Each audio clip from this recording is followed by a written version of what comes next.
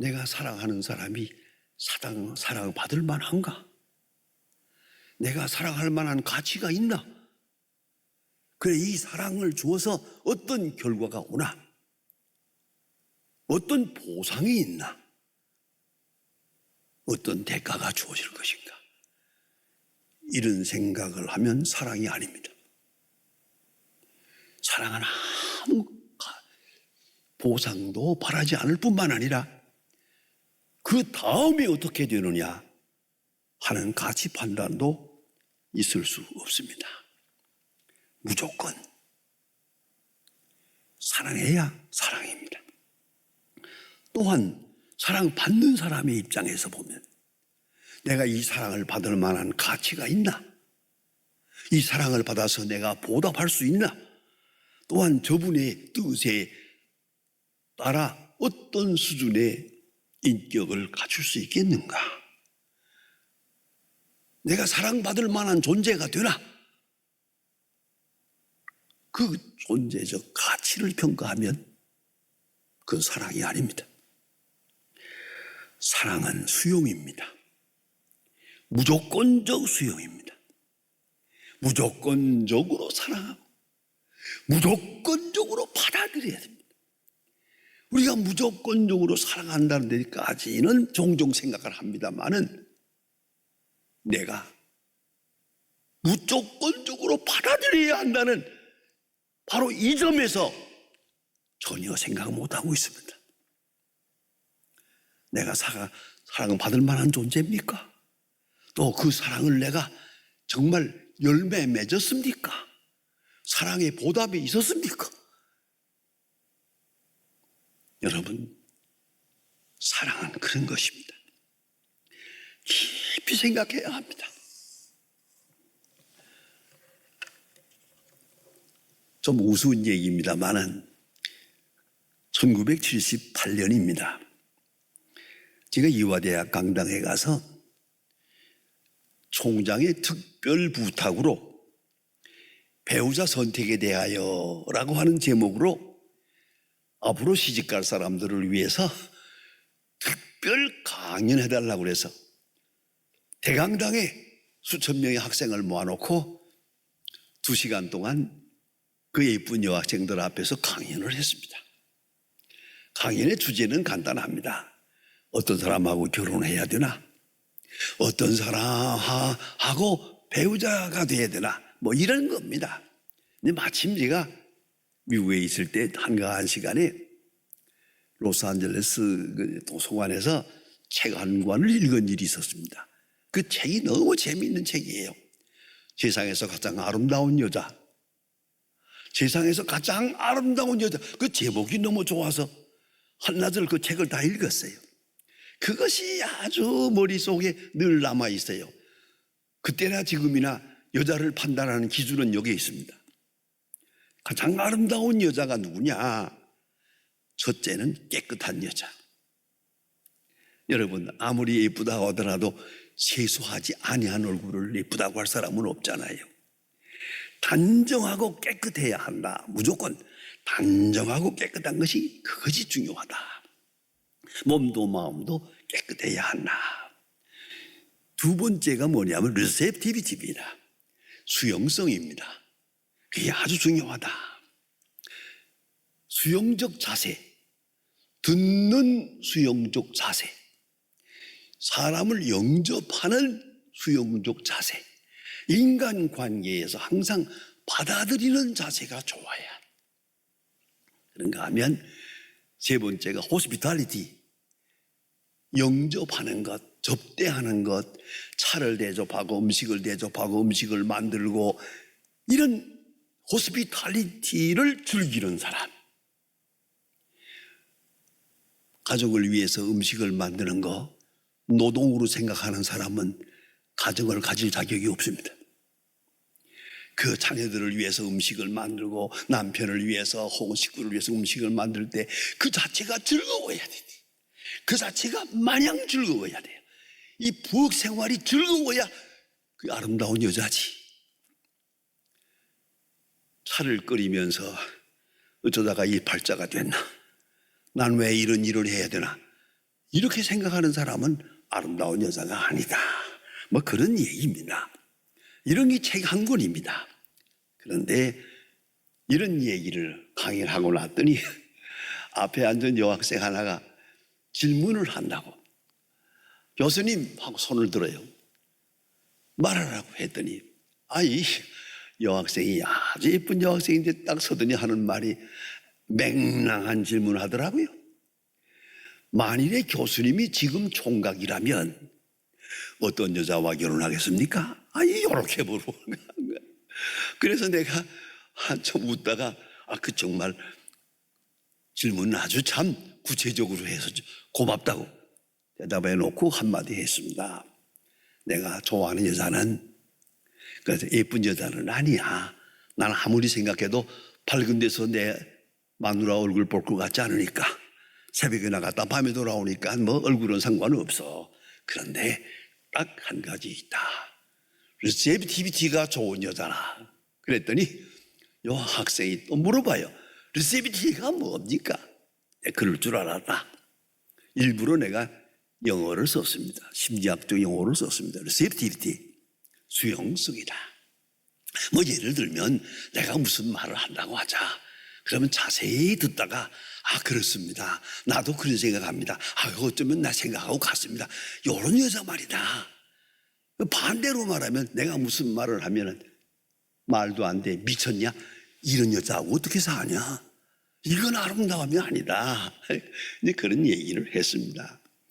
했더니 잘 알았다고 뭐 시집 잘 갔는지 모르겠어요. 이제 중요한 건 이겁니다. 사랑이란 뭐냐? 세 가지 다 차원에서 생각해야 됩니다. 이성적 사랑이 있습니다. 이건 지식으로 판단합니다. 사랑할 만한 이유가 있어요. 혹은 때로는 수준을 맞추기도 해야 돼요. 대화가 되기도 해야 돼요. 여러 가지로 지적으로 상대가 돼야 됩니다. 그런 대상이 되고 그럴 때 사랑하게 됩니다. 왜요? 그의 하는 말이 옳으니까. 이성적으로 판단해서 그의 생각이 옳고 나와 같다. 내가 생각했던 거와 마찬가지. 이렇게 이성적으로 지성적으로 사랑을 받아들일 수가 있어요. 또 하나 사랑이 있습니다. 그것은 바로 acceptance입니다. 가슴으로 받는 겁니다. 이건 흔히 유행가 가사에 있는 말처럼 무작정 좋은 거예요. 그냥 미치는 거예요. 이유를 묻지 마세요. 그냥 좋은데 그냥 좋아. 그게 사랑이에요. 그런 사랑이 있어요. 그냥 가슴으로 받아들이는 순간이에요. 왕창 물밀듯이 밀려오면 그냥 거기다가 온 인격을 바쳐버리는 거예요. 이런 가슴으로 받는 사랑이 있다. 그 다음에는 몸으로 받는 사랑이 있어요. 커미트멘트입니다. 헌신하는 겁니다. 저분을 위해서라면 이대로 죽어도 좋다. 그런 마음입니다. 사도 바울도 그랬어요. 지난주일 설교할 때 말씀드린 것처럼 너의 믿음과 봉사 위에 내가 나를 관제로 들지라도 나는 기뻐하리라. 너희를 위해서라면 내가 피를 쏟아붓고 오늘 죽어도 나는 기뻐하리라. 이런 것은 이론적으로 따질 문제가 아니죠. 전적으로 토털 커미트멘트, 전적으로 받아들이는 그런 의미, 헌신적 사랑이 있단 말입니다. 그런데 문제는 믿음으로라는 게 뭡니까? 사랑은 믿어야 되는 것이에요. 믿지 않으면 사랑은 아닙니다. 어떤 사랑도 믿을 때만 사랑으로 응답하는 것입니다. 하나님이 우리를 사랑하셨다. 요한복음 3장 16절 하나님이 세상을 이처럼 사랑하사 독생자를 주었다. 여러분, 이걸 우리가 믿어요. 믿는 순간 어떤 반응이 오는 겁니까? 내가 그 사랑을 받을 만한가? 내 이 사랑을 받을 만한 존재가 되고 있나? 또 그 사랑의 열매를 맺고 있나? 여기서 좋게 출발해가지고 점점 사랑이 식어지고 사랑의 배신자가 되는 것이에요. 사랑받았다. 거기서 사랑의 정체의식을 가져야죠. 나는 신약성경 누가복음 15장을 볼 때마다 늘 이렇게 웃으면서 볼 때가 있어요. 그게 누구냐 하면 탕자입니다. 누가복음 15장에 탕자 비유가 나옵니다. 이 탕자가 집을 나갔다 돌아왔습니다. 돌아올 때 형편없이 돌아왔고, 돌아오는 그 목적도 아버지 집에는 먹을 것이 많은데 얘 돌아온 거예요. 배가 고파서. 그러니까 무슨 좋은 마음으로 돌아온 것도 아니에요. 돌아와서 보니 아버지가 자기를 환영하는데 반지를 끼워라, 옷을 입혀라, 신을 신겨라, 소를 잡아라, 잔치를 하자, 나는 즐겁다, 아버지 죽었던 아들이 살아갔다 왔다, 난리를 치는 거예요. 잔치라는 거예요. 이 아들은 어떻게 하면 좋죠? 난 그 아들 참 한심한 놈이라고 생각해요. 이게 체면도 없고 이게 말이 되느냐 이거예요. 이 아들이 이렇게 말했다면 어떻게 되겠습니까? 아버지 너무 그러지 마세요. 내가 많이 부끄럽습니다. 내 꼴이 말이 아닙니다. 이랬다면요. 그런데 이 아들은 참 뻔뻔스러워요. 떡 앉아가지고 그 잔치를 다 받아먹고 앉았어요. 형이 질투하는 걸 알면서도 다 누렸어요. 이 뻔뻔스러움, 그게 믿음이에요. 어떤 분이 그런 얘기를 하대요. 내가 신방 가다가 어느 가정에 가서 누구 보고 예수 믿으라고 했더니요, 그 예수 믿는 사람을 비난을 하더라고요. 자기도 예수 안 믿으면서 부인은 예수 믿고 자기는 안 믿는데 예수 믿는 사람을 비난하면서 하는 말이, 이 사람은 자기 부인을 하는 말입니다. 밤낮 회개하고 밤낮 죄 짓고, 밤낮 회개하고 밤낮 죄 짓고, 이젠 좀 그만하지. 그런 생각이 난대요. 그래서 하는 말이, 예수 믿는 사람들은 체면도 없대요. 뻔뻔스럽대요. 밤낮 죄 짓고 또 회개하고, 밤낮 죄 짓고 또 회개하고. 그게 뭐냐고. 똑똑한 사람 그렇게 말하더라고요. 그래서 내가 대답을 간단하게 해서요, 원래 뻔뻔한 게 그의 믿음입니다 그랬어요. 자격이 없잖아요. 앞으로 보장도 없잖아요. 그러나 감사하는 것이요, 이게 사랑입니다. 이게 사랑에 대한 수용이고 믿음입니다. 이걸 잊지 말아야 합니다. 그러니까 사랑받는 사람의 처지에서 그 자격이나 처지나 장래의 보장 전혀 생각하면 안 됩니다. 그건 사랑이 아닙니다. 사랑하는 입장에서 생각합시다.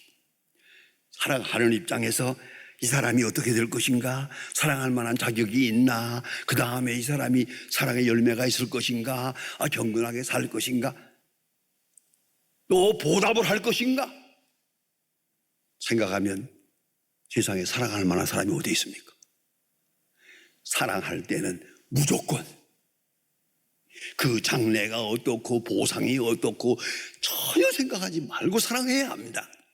그런가 하면 더 중요한 것은 사랑받는 입장입니다.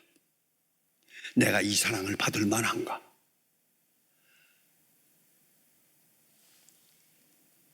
하나님이 세상을 이처럼 사랑하사 독생자를 주었어요. 이 거룩한 사랑을 받을 만한가? 내가 그런 존재인가? 자기 자신을 한번 물어보세요. 그래서 종교개혁자들은 하나같이 말합니다. 무자격한 가운데, 전혀 자격이 없는, 소망도 없는 가운데서 사랑을 받는 것이야. 아무 보장도 없어요. 또 나중에 보장을 묻지도 않아요. 이게 사랑입니다. 그래서 수용적 자세가 좋아야 합니다. 사랑을 받으면서 이 사랑을 받을 만한가 못한가 생각하면 안 돼요. 이 사랑의 결과가 어떻게 될 것인가 그것도 생각하면 안 돼요. 다만 사랑하는 자만 생각해야 돼요. 사랑하는 자의 마음만 받아들이는 거예요. 탕자가 그 아버지의 마음을 받아들이는 거예요. 내 아들이 죽었다 살았다를 기뻐하는 그 마음만 그대로 수용하는 거예요. 사랑이지. 내 체면이 말이 아닌데 내가 이 사랑을 받고 나서 사람 구실할 것인가? 그걸 왜 생각해요? 그게 사랑이 아니죠. 저는 이 본문 성경에 있는 말씀을 개인적으로 매우 중요하게 여기는 말씀입니다. 사도 바울은 육체에 가시 사탄의 사자가 있었어요.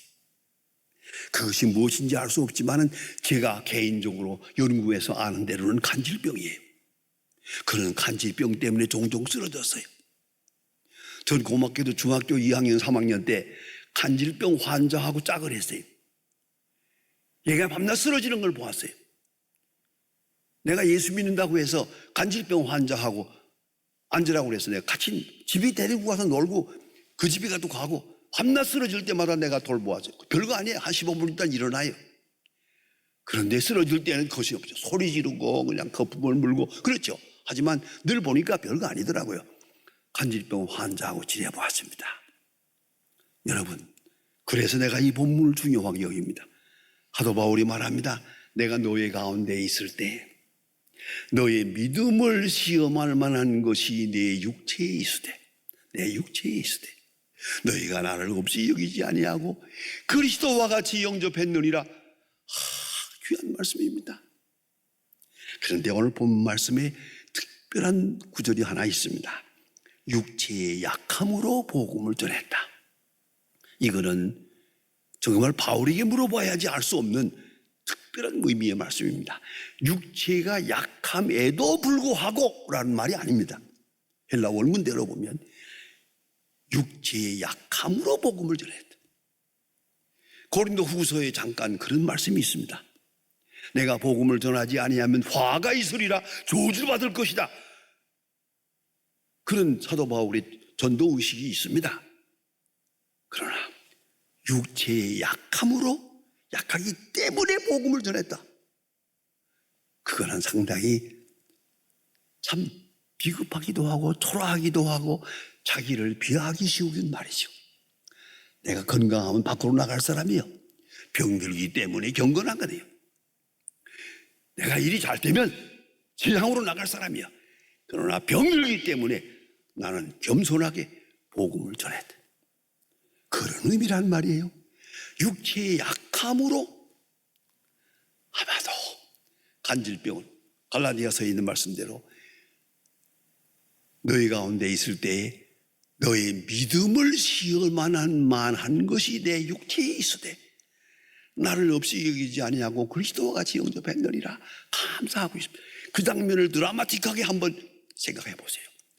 사도 바울이 갈라디아 교회에 가서 설교하다가 쓰러졌어요. 설교하다 말고 삑삑삑삑 하면서 쓰러졌어요. 얼마나 놀랐겠습니까? 그러나 갈라디아 교인들은 놀라지 않았어요. 사도 바울을 없이 여기지 않았어요. 주의 종, 능력의 종, 남의 병을 고친다고 하는 사람이 뭐 저 모양인가 그러지 않았어요. 그리스도와 같이 영접했어요. 그것이 너무 고마웠어요. 너무 고마웠어요. 사도 바울은 받아들이는 마음이 좋아요. 나 같은 사람을, 이렇게 부족한 사람을 너희가 그리스도와 같이 영접했느니라. 감사하다. 이제 다시 평가합니다. 다시 이어나갑니다. 너희가 할 수만 있었다면 자기 눈이라도 빼어주었으리라. 기가 막힌 일입니다. 여러분 그런 생각 해보세요. 여러분 주변에서 사랑을 받습니까? 아내의 사랑, 남편의 사랑, 자식의 사랑 다 좋아요. 내가 필요하다면 저 사람은 나를 위해서 눈이라도 빼어줄 것이다 라고 생각해 보았습니까? 이렇게 느낀다면 세상에 제일 행복한 사람이죠. 그런 수용성 말입니다. 사랑에 대한 수용. 주변에 있는 사람들 생각해 보세요. 남편 나를 위해서라면 얼마나, 아내가, 자녀가, 이웃이, 교인들이 나를 위해서라면 필요하다면 눈이라도 빼어줄 거다. 그런 받아들이는 마음, 그런 수용적 자세, 얼마나 소중합니까? 바울은 그런 사람이에요. 그런 믿음의 사람이었어요. 받아들이는 마음, 이건 기가 막힌 거예요. 여러분 주위에서 사랑을 받고 삽니다. 이 사람이 나를 얼마나 사랑하나. 뭐 저울질하고 의심하고 평가합니다. 아니, 내가 필요하다면 대신 죽을 수 있는 사람이다. 눈이라도 빼어줄 수 있는 사람이다. 그런 사람들이 둘러싸여 있어요.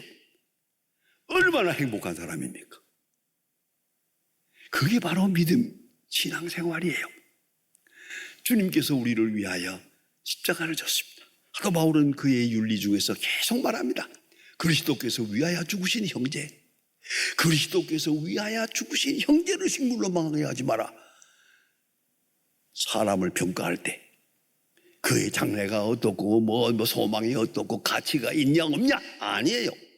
딱 하나, 그리스도께서 위하여 죽으신 형제, 이렇게 하고 이웃을 보았어요.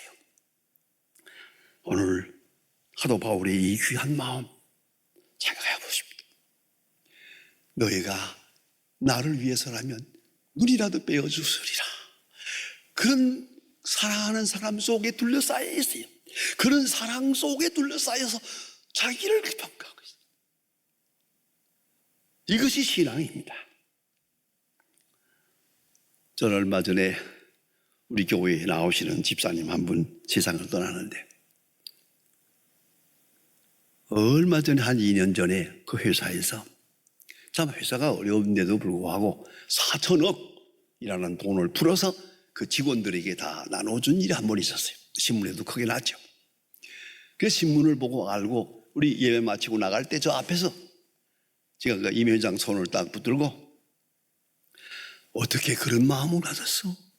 어떻게 그 귀한 돈을 4천억을 풀어서 그 직원들에게 나눠느냐? 그 좋은 하고 칭찬했더니요, 빙그레 웃으면서 딱 한마디 했습니다.